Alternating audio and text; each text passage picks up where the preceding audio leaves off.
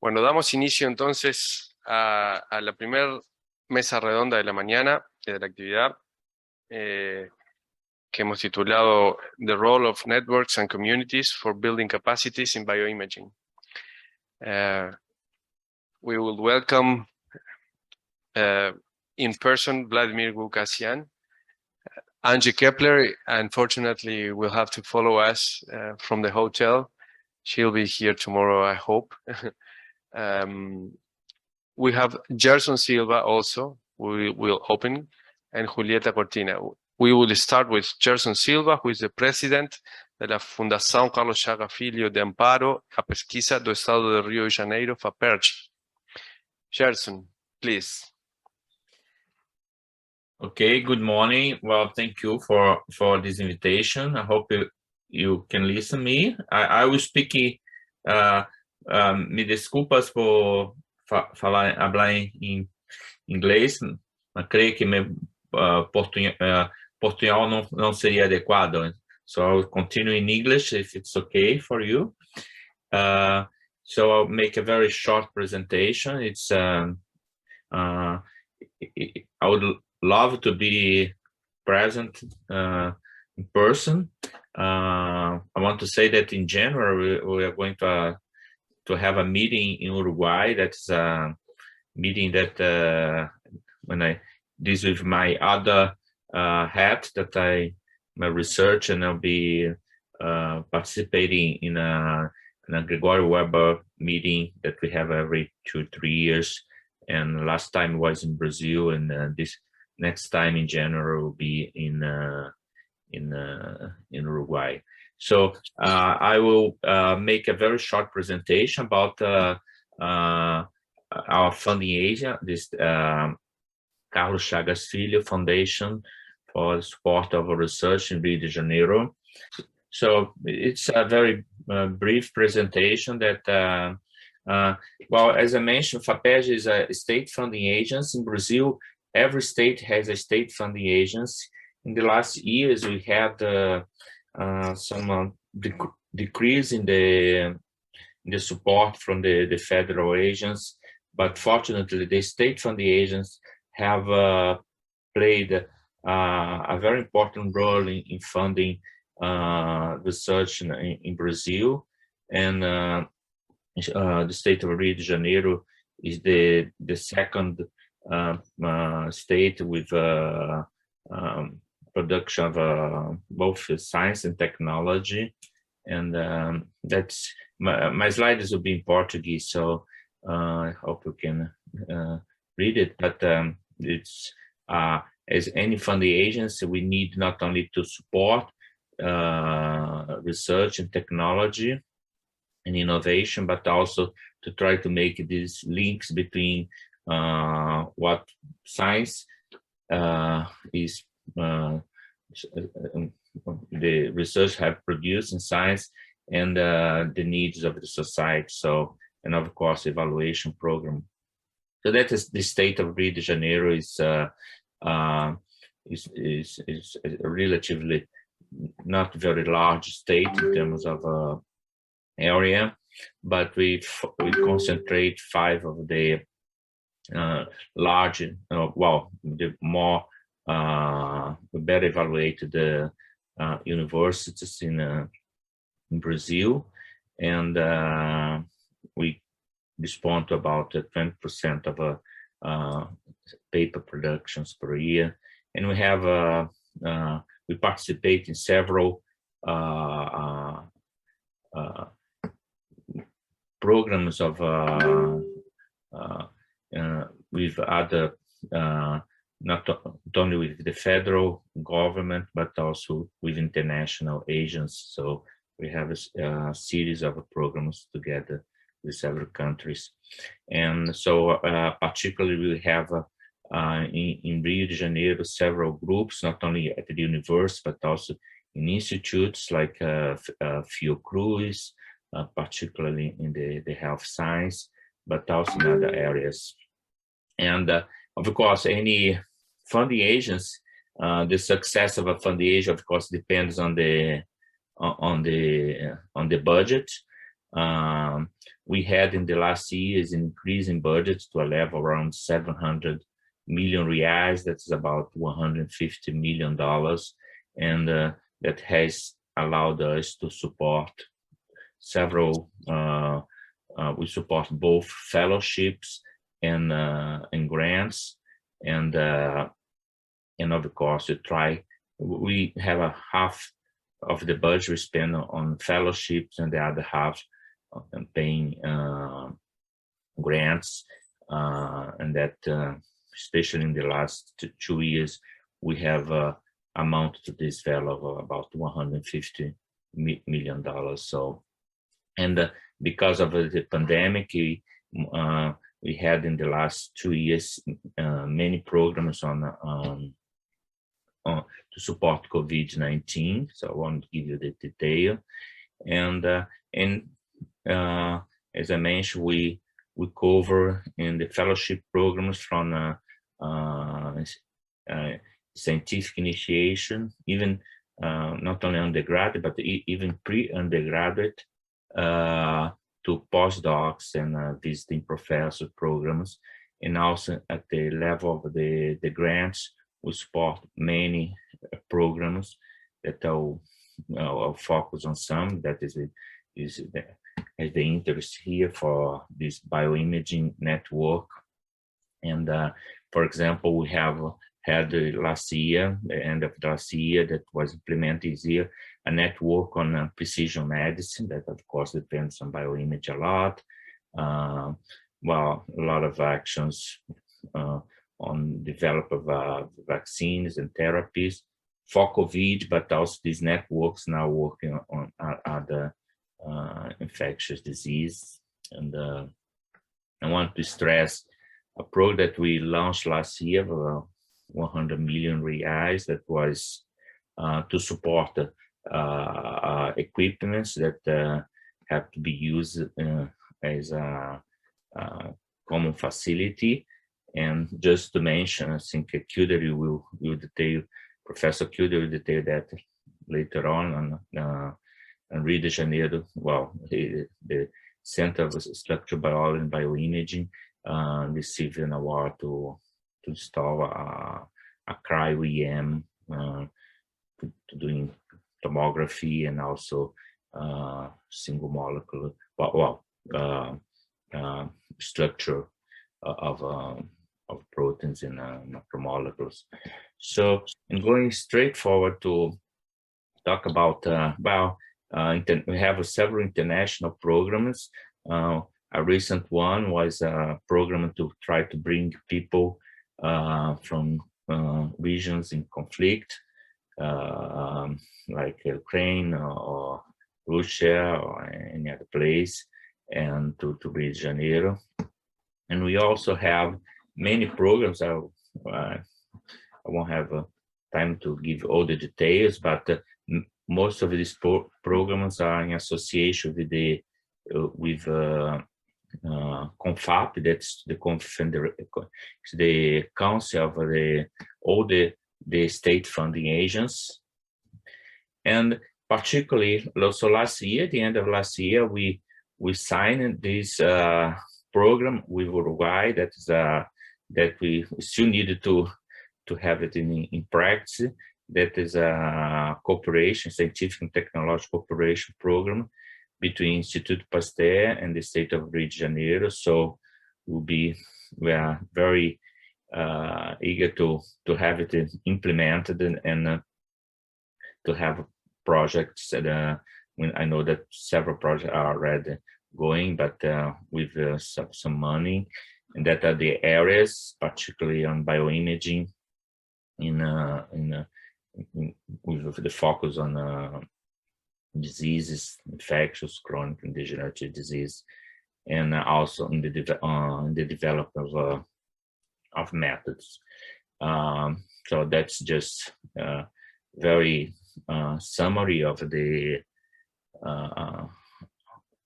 eligibility and the objectives of the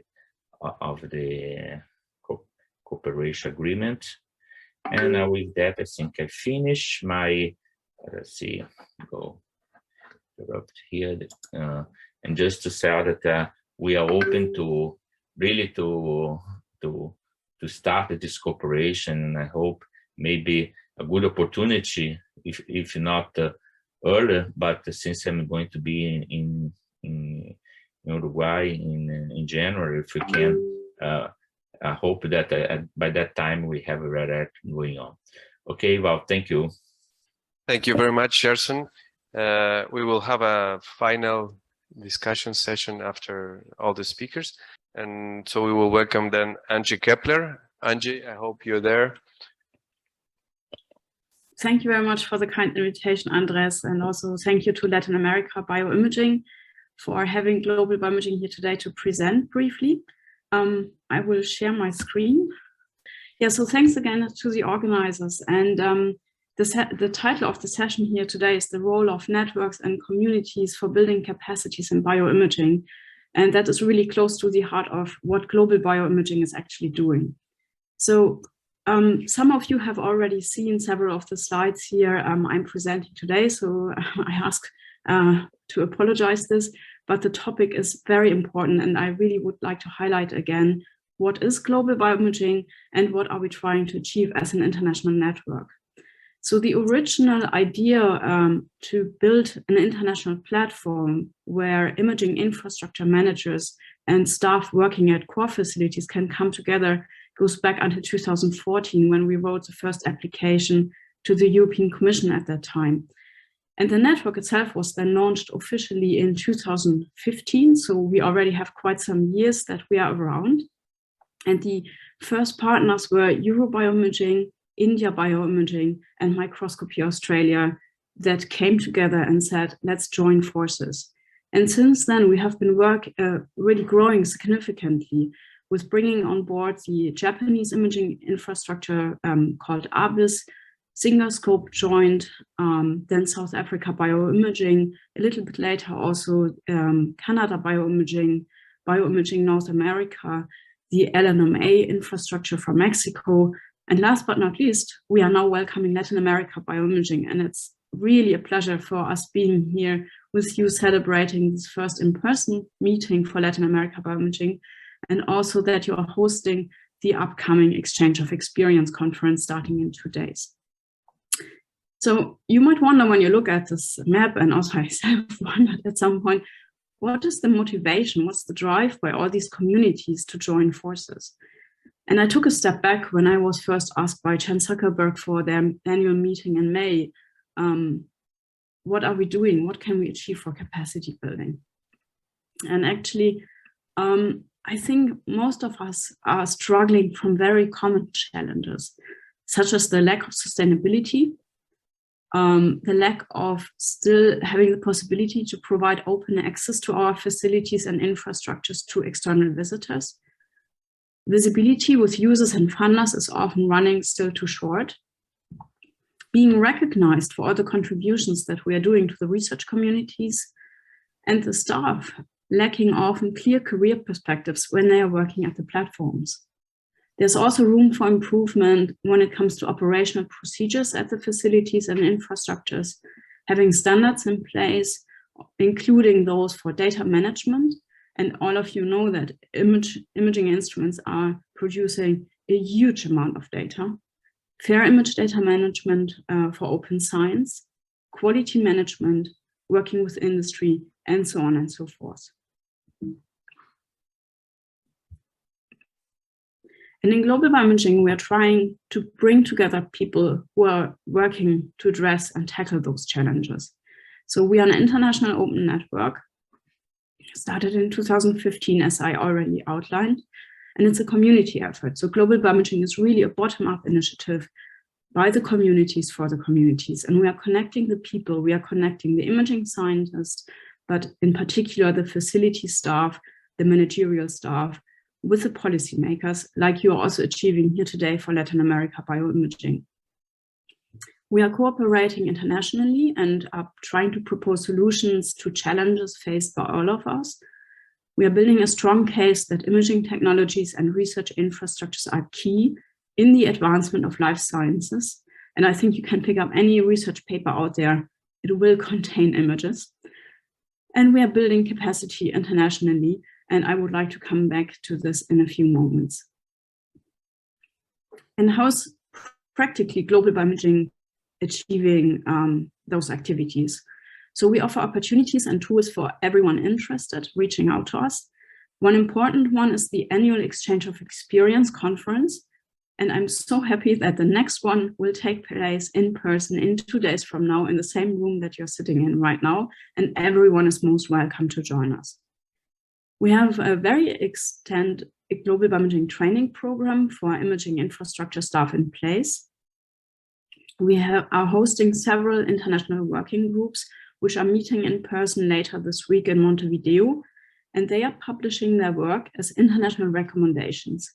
Recently, we published a recommendation on the added value of open access imaging course. Also, we published a recommendation on the assessment, impact assessment of imaging course. Laurence Lejeune, who will also join us this week, will present his work at the EOE on Wednesday. And we have others in place, for example, on fair image data management. And you can find most of these when you follow those links here on the website and through the Global Bioimaging webpage. Let me say a few more words on the Global Bioimaging training program, as the session is about capacity building. We have 3 pillars in global bioimaging. The first one is an international training program for core facility staff. It contains international courses, which so far took mostly place virtually because of the pandemic. But from here on, we are also planning to have in-person courses taking place. We have an international staff exchange program where facility staff from all around the globe is invited to go for 2-3 weeks to one of the hosting sites, which are listed on the Global Bioimaging website, and we can support, thanks to the Chan Zuckerberg Initiative funding that Global Bioimaging currently has, these people with travel grants. Last but not least, please have a look at our online training resource, which is on the Global Bioimaging website, which contains a lot of training material aiming at imaging facility staff, but also for advanced users of imaging technologies. With this, I would like to conclude. For all of global bioimaging, the people are the ones that are most important and make the difference. And here you see the community when we were meeting at the last in-person EOE taking place in Singapore 3 years ago. And I'm very much looking forward to have a new picture here very soon in a couple of days from the Exchange of Experience number 7, starting here on Wednesday in Montevideo. Thank you very much again for the local hosts to take this on their shoulders and inviting us all to Uruguay. And also a big thank you to Chan Zuckerberg Initiative, who make possible this event with their funding. Thanks everyone for your attention. I'm looking forward to the discussion later on. Thank you, Angie, very much. This is very inspiring for us, as you know. The next speaker now, then Gabriela Gorgón, de la Dirección Nacional de Planificación de Recursos Físicos del Ministerio de Ciencia y Tecnología de Argentina. She will speak on behalf of Julieta Cortina because she had an unexpected change in the agenda. So, Gabriela, thank you very much. Muchas gracias.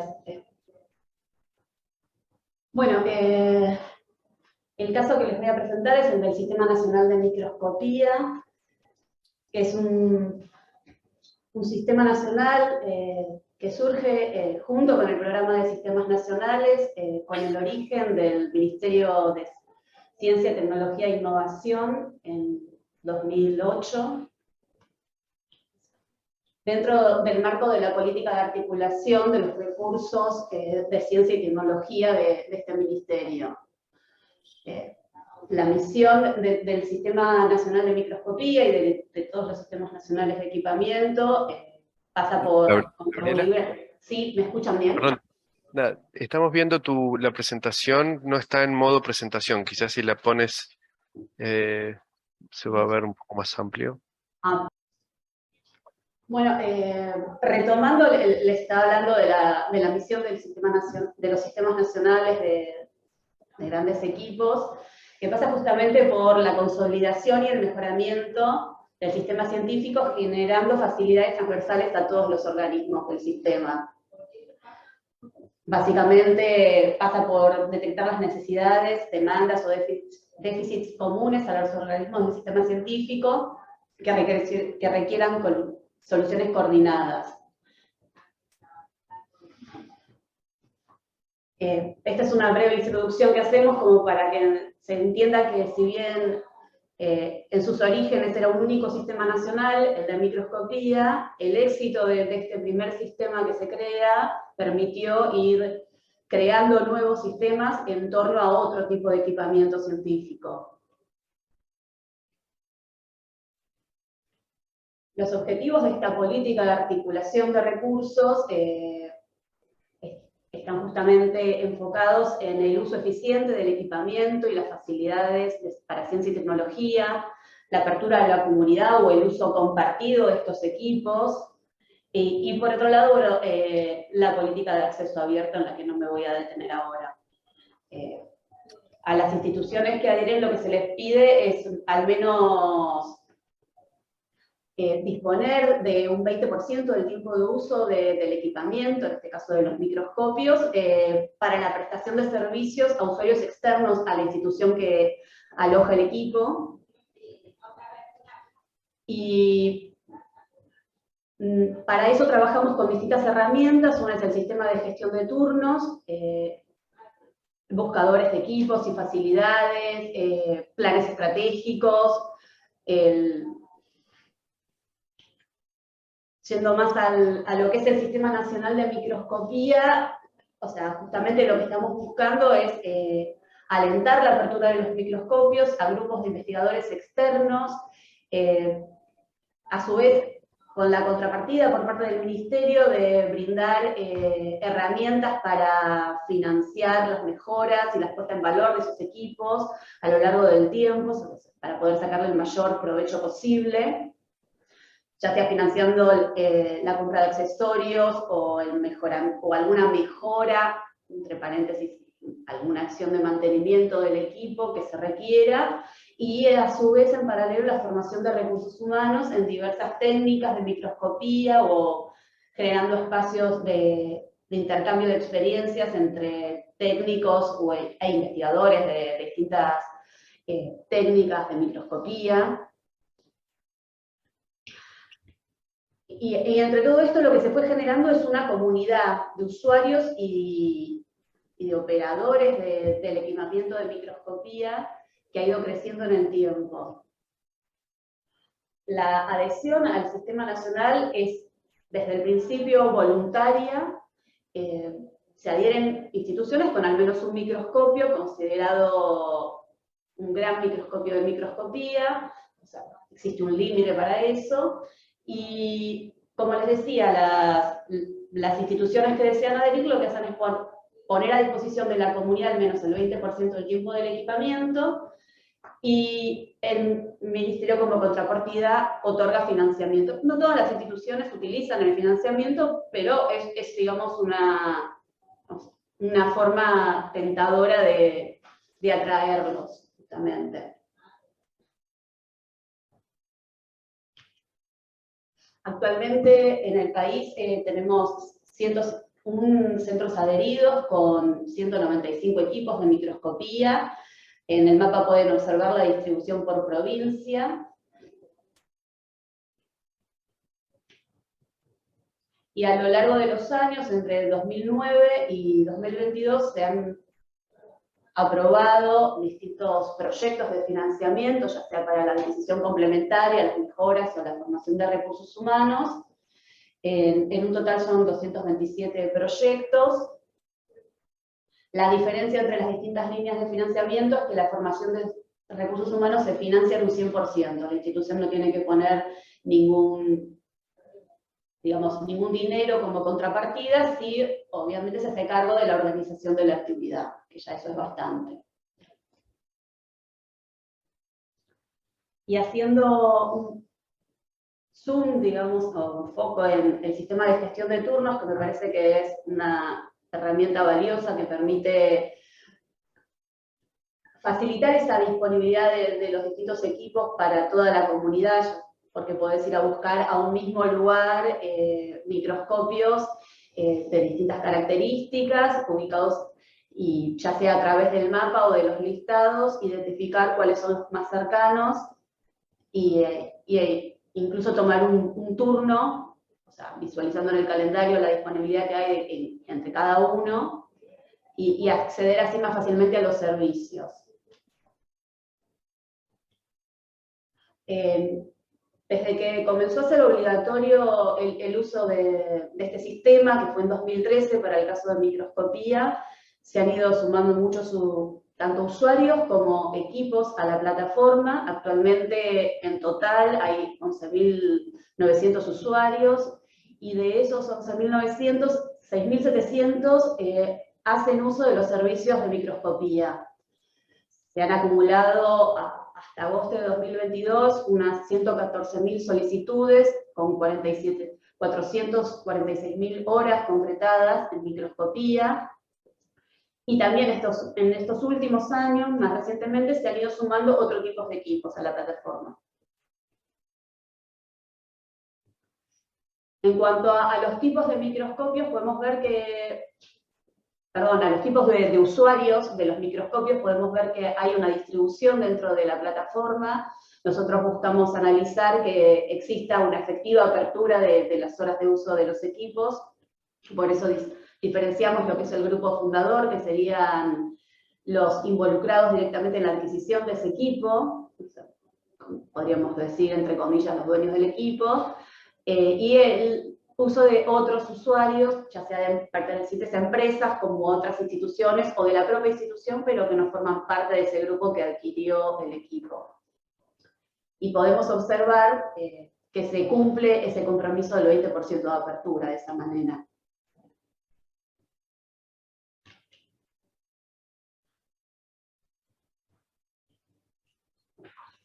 Asimismo, dentro del Sistema Nacional de Microscopía, como les mencionaba antes, participa la comunidad. El Consejo Asesor está integrado por representantes de distintas instituciones del sistema científico argentino. Existe, digamos, una participación activa de este consejo, tanto en la elaboración de políticas, asesorando al Ministerio, definiendo objetivos, alcances, por ejemplo, el plan estratégico del Sistema Nacional, que se encuentra disponible en nuestra página web, haciendo las evaluaciones de las distintas solicitudes y proyectos de financiamiento, planteando la necesidad quizás de nuevas políticas, si se considera necesario. Contribuyen al diseño de los planes de capacitación, a definir cuáles son las actividades de capacitación más importantes para la microscopía en el país y que deberían ser financiadas. Y principalmente aportan la mirada de las instituciones y de la comunidad científica en la construcción de las políticas del sistema. Otra de las herramientas que les mencionaba, que más recientemente incorporada, es el buscador de equipos, porque muchas veces pasa, sobre todo para lo que es usuarios de empresas, que no hay tanto conocimiento de cuál es es como que acceder directamente desde el sistema de gestión de turnos puede ser como chocante en un principio, y una primera entrada, como para familiarizarse con los equipos que existen, es el buscador, porque les permite filtrar por palabras claves e ir llegando al tipo de equipamiento que están necesitando.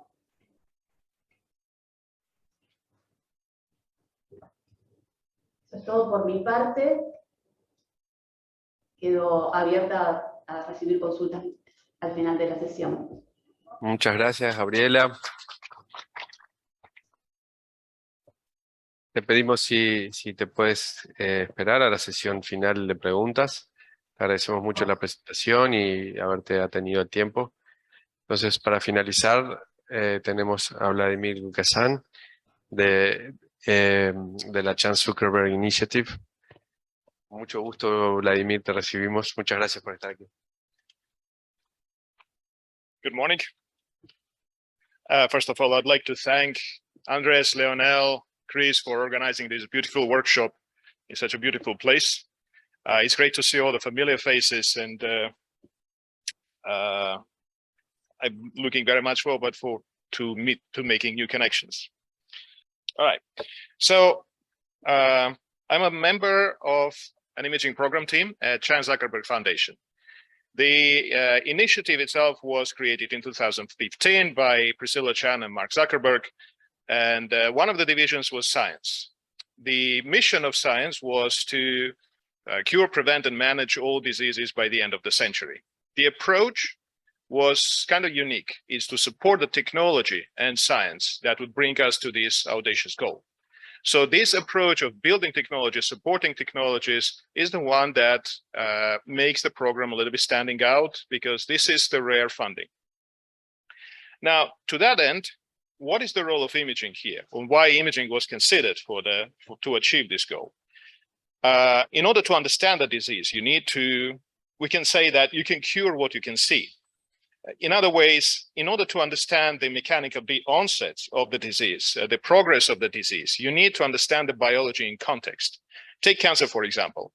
We have disruption of apoptosis program within a cell. We have problems with some particular proteins within a cell. So we're starting from atomic resolution. We're going to the cellular resolution to understand the pathways, the signaling, what's happening there. And after that, it's forming a tissue. So there's an organ level. And then there is metastasis. So you need to track it at the level of a human body. So you need to see all of these things at the same time in context in order to be able to quickly diagnose and quickly treat the problem, the disease. And this is where the imaging comes, because imaging has this unique ability of seeing things in context, to visualize them.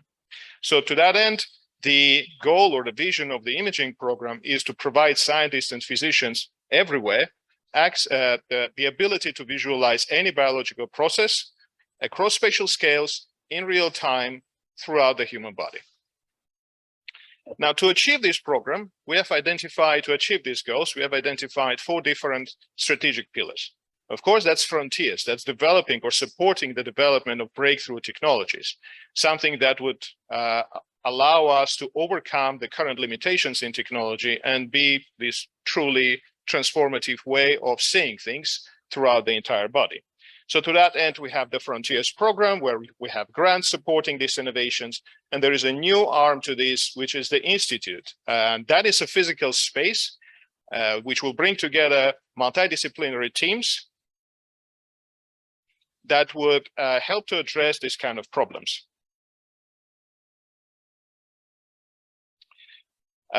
And another one is that imaging is data. I mean, it's not like an iPhone taking just pretty pictures. There's a lot of information in there, and biologists should be able to extract them and quantify them. This is the thrust of analysis. I'm having a little bit problem controlling it. Now,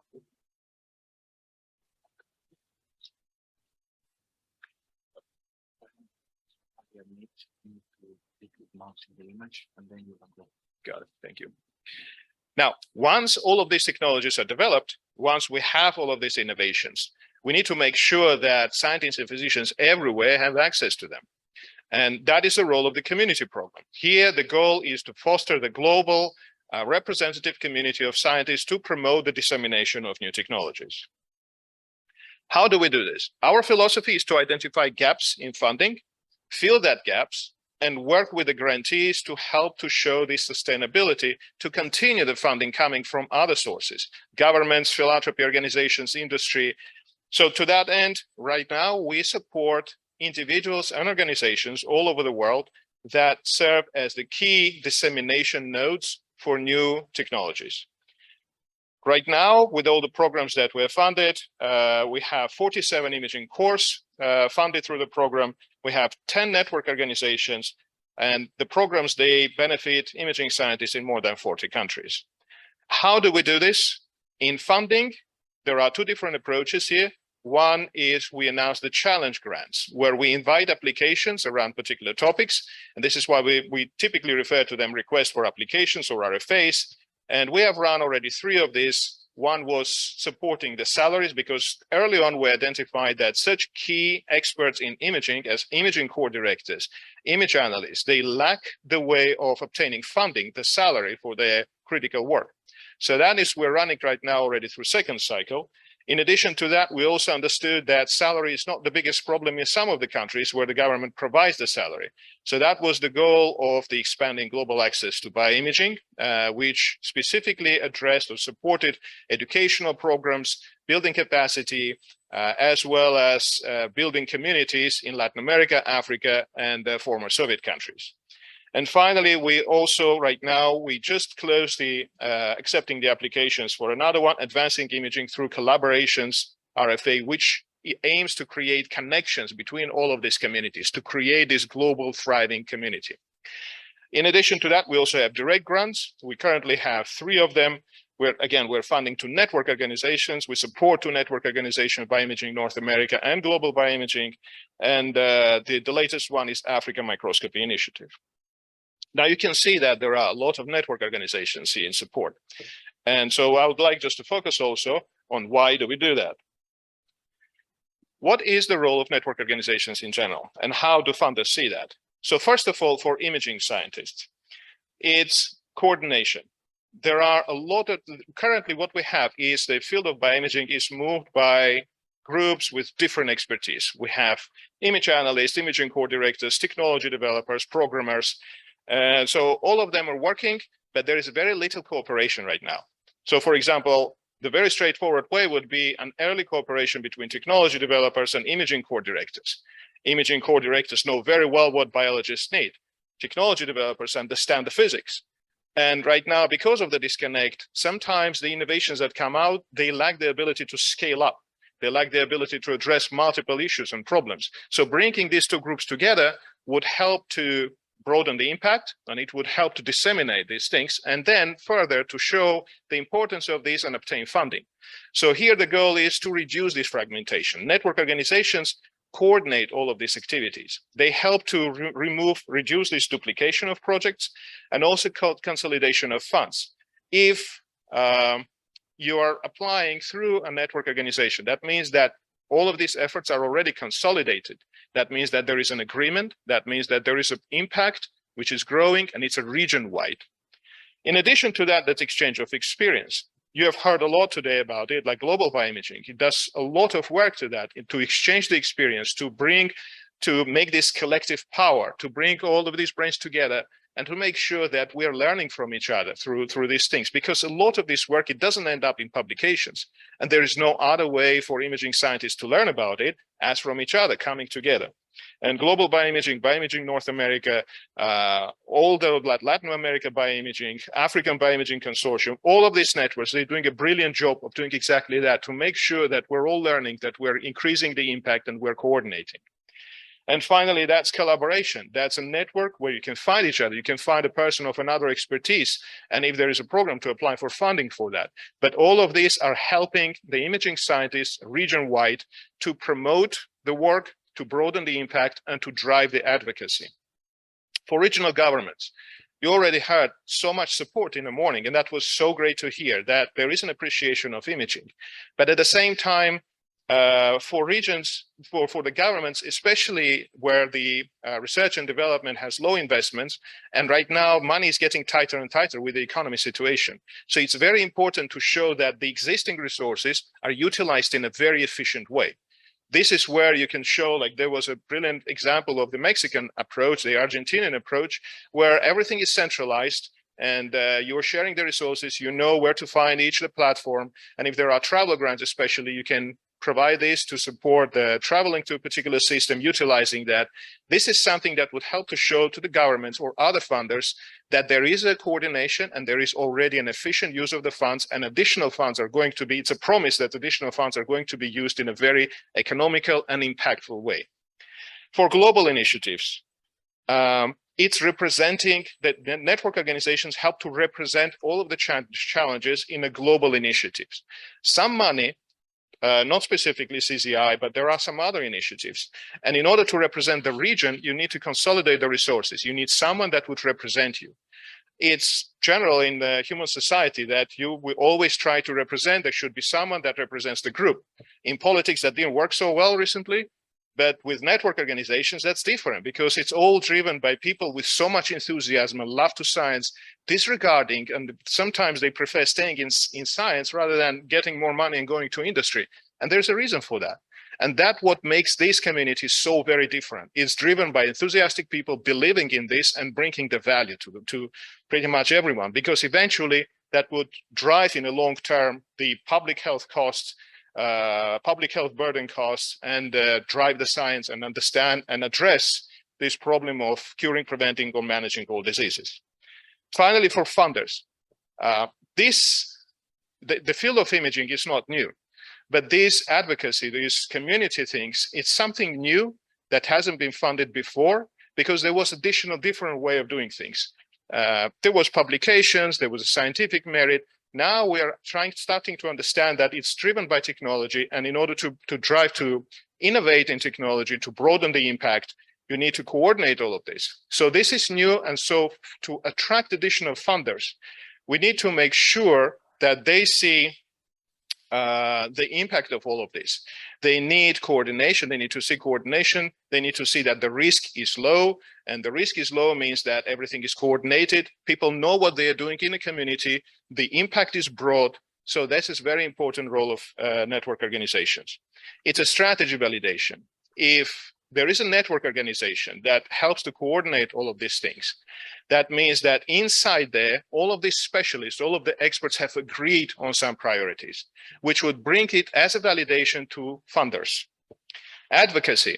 Network organizations help to drive sustainability because all funders, they want to see the ways to sustainability. They want to see how, after the end of the funding period, how it will move forward. Because as you can imagine, driving imaging is an expensive thing. And we can't rely on just a single funder, even two funders. We need to bring together stakeholders from the governments, from industry, from other philanthropy organizations. So all of this will be important to do. So this is just a general overview of the role, how we see that. This is a brilliant example of what is happening in the region and the role which is driven by Latin America Bioimaging. So I'd like to thank again for organizing this meeting and for giving me an opportunity to talk about this. Thank you. Well, thank you to all the speakers. And now we have time for a general discussion. We will offer the microphone there for any of you that want to make a question or comment to discuss with all the speakers. So we would ask you to raise your hand or walk directly to the microphone. Is there any question or comment in the audience now? Okay. Thank you very much for all the talks. Everything was very inspiring. I have a question for regarding the generation. Sorry. Can we please ask everyone to just introduce, at least name? My name is Lorena Rela. I'm a researcher at Institute of Physiology and Biophysics in Buenos Aires, Argentina, and I am one of the co-coordinators of our imaging facility. My question is, how was it was very interesting to me to know about the cooperation between the Institut Pasteur and the state of Rio. I wonder how was it generated? Who did kick it off? I think it would be very interesting to reproduce experiences of the same kind. Should I? For Jerson, yeah. Okay. Were you able to? Yeah. Well, thank you very much. In fact, in the past we had around about 8 years ago we had an agreement with Argentina. So we have several grants between the state of Rio de Janeiro and Argentina. So we definitely we want to start this program with Institut Pasteur, but of course we also would like to extend, and eventually I have discussed also with people from funding agents of São Paulo, FAPERJ, and that could extend to other states, not only to Rio de Janeiro, and we could have some focus on bioimaging, and we have had some talks about a year, well, a little bit more than a year ago, with the Zuckerberg initiative, and that also could be part of this consortium. So we have, like was shown here, the laboratory, well, this facility, this centralized funding of in Argentina. That is, I know that is very effective. In Brazil, we have several national labs, like the synchrotron lab, and also our National Center for Structural Biology and Bioimaging. I think we do need to put all this together, as already mentioned by the former speakers. Not only it's important to put together different expertise, but also there are some particularities in each region. So that would be great. So we look forward to do that. So let's start as quick as possible with the Institut Pasteur with Uruguay. Well, thank you very much for all the speakers. My name is Leonel Malacrida. I am the head of the Advanced Bioimaging Unit, showing initiative between the hospital, where I own my position, and the Institut Pasteur. I have a question for you, Jerson, and also for Julieta. No, Gabriela. In Argentina, which is related of the difficulties we have in the everyday running facilities in Latin America to maintain and to, you know, after you get, it's not easy, but it's granted when you get a grant to buy an instrument, but it's not that trivial to support this instrument for the life that this instrument have. What is the situation in Brazil and in Argentina to support and to sustain, you know, what Vladimir was saying, right? To give this instrumentation the good practices in order to have a long term use. I don't know. Okay, I'll start with, well, Malacrida is well, that's in fact one of the main problems is maintenance, because of many reasons. First of all, usually, for example, replacement of some of the components that you needed to do periodically, either to fix or to upgrade, usually is expensive. Also, the maintenance contracts, they well, we expect to have maintenance contracts that is about at least 10% of the value per year, the value of the equipment. That is very difficult to support by, in the case of Brazil, by Brazilian agents, including the FAPERJ, for example, just bought this 6 million euro or 5 million euros cryo-EM. I'm sure we'll have some trouble. So it would be very important if this consortium or the consortia can help in articulating. Well, I have the experience by myself in running the animal center at the Senabio, and we had periodically several problems in keeping, well, like we have a 900 megahertz equipment. It's a 5 million euros equipment to be maintained. I mean, since it's just one company, we have managed, and with the help of the company, to sometimes to have it maintained, and then we pay along the some period of time. So that's a main problem. I mean, and as a director, as president of the funding agency, I always complain about. I always talk a lot to the university, to the research, that we cannot have equipments not working. So periodically, in our case, we had at least every 2 years grants for maintenance and to support maintenance and upgrade. We had one in the end of last year, but that can be done also. We can think of something maybe with since there are the providers of the equipment, there are not so many. Maybe we can make a spatial agreement that could make the cost lower. Por mi parte,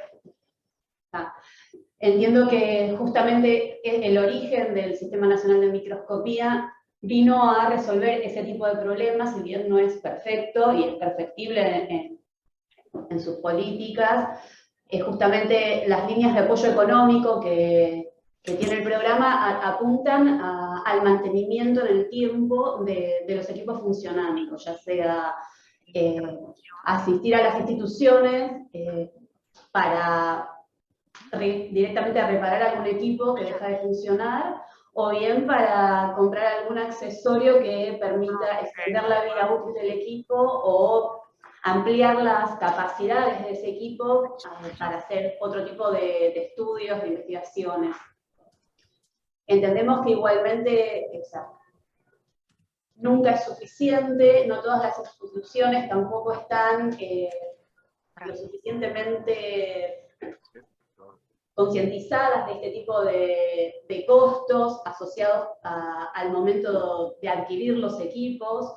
En muchos casos, justamente el trabajo de diagnóstico y de análisis que ha hecho nuestro consejo asesor nos han marcado ese tipo de cosas, que muchas veces se adquieren los equipos sin tener en cuenta el gasto de mantenimiento asociado que lleva a lo largo del tiempo para poder hacer un buen uso del equipamiento. Nosotros estamos convencidos de que cuantos más usuarios tengan los equipos y más estratégicas sean esas adquisiciones, también va a ser mucho más fácil mantenerlos en el tiempo. Cuando arrancamos, teníamos casos de laboratorios muy cercanos en el mismo edificio con equipos de similares características, lo cual no tenía sinceramente sentido porque estaban ambos equipos subutilizados. Si hacemos una planificación estratégica ya desde el principio, entendemos que va a ser mucho más fácil de mantener los equipos en el tiempo.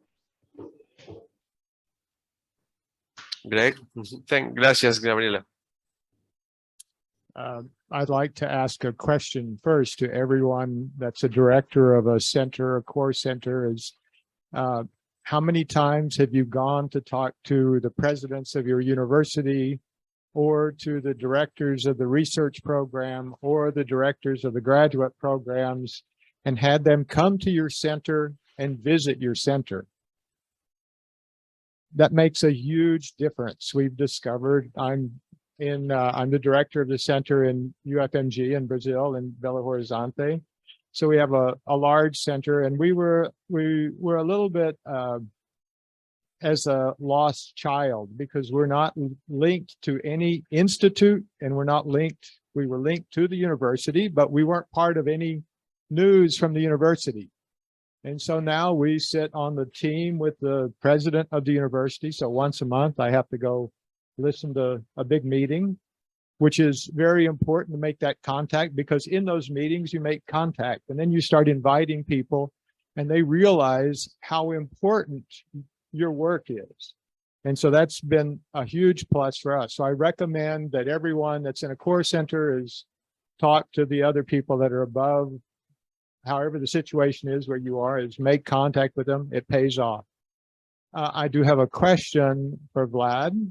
So this is more, as somebody mentioned, a strategic planning.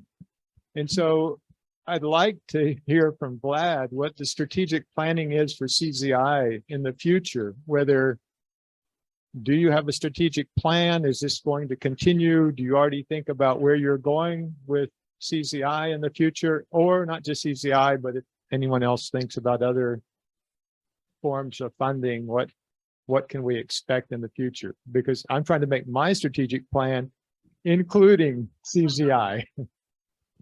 Got it. Thank you, Greg.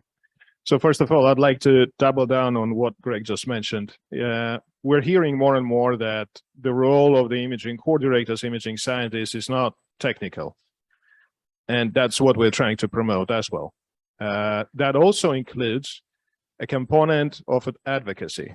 That means that there should be also an activity of promoting the imaging on a local level, on a regional level. And again, it can be done with network organizations, but I think it's sort of, we are seeing the job description being rewritten as we speak. It's a very different approach right now. In response to strategy, this is all very new. And it's very difficult to understand how it enrolls unless we run it a year or two and understand what are the learnings from there. So we do have a general strategy that is formulated that it has to be a global thriving community with adaptive capacity. What that means is the new technologies are going to bring in new challenges, which we cannot anticipate right now. We already know that data is a challenge and it's becoming a painful challenge. But the new technologies are going to bring some new challenges. And the global community should be able to quickly mobilize groups of diverse expertise. And in order to be able to do that, the community has to go through this, through particular time of creating these networks, through creating collaborations. And that is one of the incentives to run this recent RFA. It's just to create the collaborations, to see how is it going, how people are working together, how are they learning from each other, how can we double down on that. So it's a process. I cannot give like a very far going, but this is our current strategy to develop this global community with adaptive capacity. And we're going to continue working with the imaging community to help forming these links, to help support broadening the impact. And in addition to that, there will be some educational activities to help to promote. And I'll probably touch on that later. Hi, my name's Chris Wood. I'm head of the National Laboratory for Advanced Microscopy in Mexico. Just want to reiterate what Greg said. If you run a core facility, you run a national laboratory or regional laboratory, don't be shy. I'm sure everybody does really great work, but it's also easy to be, shall we say, not ignored, but you really have to push. All these centers require large amounts of funding, require large amounts of support, and you have to push your case because there's always huge, not conflicts, but there's always a lot of people pushing for the same support. So I would definitely advocate sharpening the elbows and getting to the front, trying to get to the front of the queue, and make sure that you're making your case for all the great work that you're supporting. I do have a question, and it was something I would like to address to Gabriela. I was wondering if I understood correctly, and it's quite an interesting approach because we are used to the core facility model. We're used to putting technologies and equipment into silos and to make them available, and it's a very powerful and useful model. If I understood correctly, the Argentinian government has created an obligation for any of the equipment that's funded, or at least major equipment that's funded by the Argentinian government, even if it goes into a research lab, that it must be made available for at least 20% of the time. So that's a blended model. That's quite interesting. I know there are core facilities in Argentina, but I hadn't quite realized that there was actually possibly, if this is confirmed, an obligation for, shall we say, ordinary research labs to also make available the equipment. And I would be interested in that case to understand, of all those impressive numbers that were put on the screen, number of hours provided, number of reservations attended, what would be the division between how many of those were being attended to in core facilities and how the research labs were attending or actually completing their obligations in terms of the sort of 20% access. So that I was just wondering if you could elaborate a little bit on whether I actually understood that correctly and how that's actually worked, making that a much more distributed system. Gabriela. Bien, sí, respondiendo a la pregunta, es un híbrido, efectivamente. Nosotros, digamos, conformamos el sistema nacional en formato de red, o sea, digamos, tomamos lo que ya había instalado en el país, o sea, invitamos a las instituciones a que adhieran sus microscopios y efectivamente sí, en los últimos años, aquellos financiamientos que se dieron para comprar nuevos equipos fueron con la obligación de ponerlos a disposición de la comunidad, o sea, de adherirlos al sistema de microscopía en este caso, y hacer uso del sistema de gestión de turnos, visibilizando el tiempo disponible del equipo. En este momento no tengo los datos estadísticos como para poder decir qué porcentaje de los, digamos, equipos que hoy en día están brindando estas horas que yo mostraba de uso, pertenecen a los laboratorios que inicialmente se adhirieron y que no estaban obligados, sino que lo hicieron voluntariamente, y cuáles pertenecen a instituciones que compraron equipos más recientemente, ya con la obligación de adherirlos y de poner a disposición de la comunidad un tiempo de uso de los equipos. Me parece que es una pregunta muy interesante y que estaría bueno quizás en el próximo evento poder dar algún tipo de respuesta más precisa sobre eso. O sea, entiendo que son datos con los que podemos trabajar y mostrar resultados también. It's more in a nutshell that I would like to encourage everyone here to keep on building this dialogue that Latin America Bioimaging has now started, and do not be shy, as also the other people in the audience have said before, and the panelists, to demonstrate how useful imaging is for also addressing, for example, climate change, which is not obvious. So people talking about microscopes or thinking about microscopes, especially that are not directly in the facilities, do not make these links. Do not be shy, do not hesitate to demonstrate the added value of imaging. And I would like to point out also to the Global Bioimaging meeting, which will be on the impact of imaging, where we are trying to learn together on how we can better demonstrate the added value and the impact we are creating every day, so that the funders, like Gabriela herself, also understands where the funding is going, why this is so key, and that up the whole level into the governance, we can make our case. That's what I wanted to contribute to. Thank you very much, Angie.